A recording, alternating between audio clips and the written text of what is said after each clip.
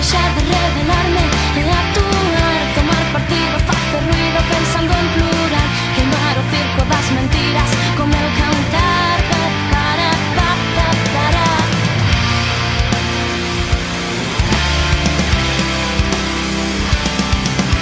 Correr, pensar, fuxir e non regresar, tocar as mans a liberdade e non mirar xamais cara atrás.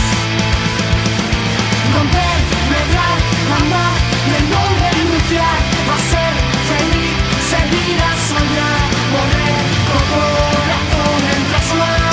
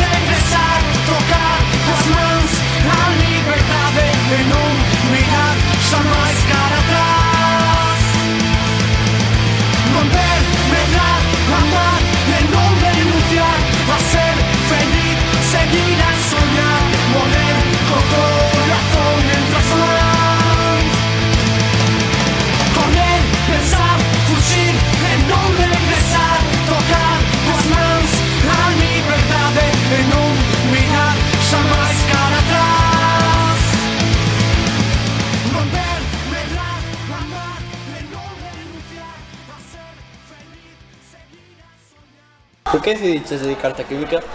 A química? Decidí dedicarme a química porque tiña moita curiosidade por saber como funcionan as cousas desde dentro. Entonces empecé a ver que tiña que mirar dentro das cousas e coa química creía que podía entender como funcionaba o mundo. Que te levou a facer este estudo? Os estudios de química? O do coche.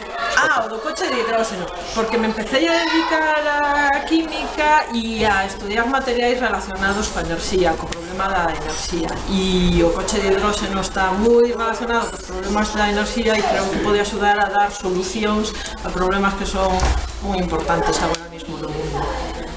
Como crees que evolucionará o tema nos próximos anos?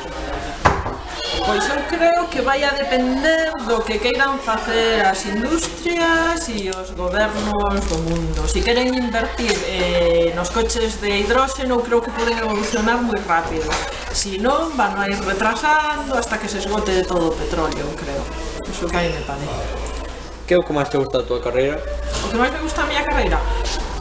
Gústame moito facer investigación e gústame moito tamén o ver os alumnos e a curiosidade que teñen por saber pois o mismo que me gustaba a min, como son as cousas e como funcionan. Xa está, moita gracias.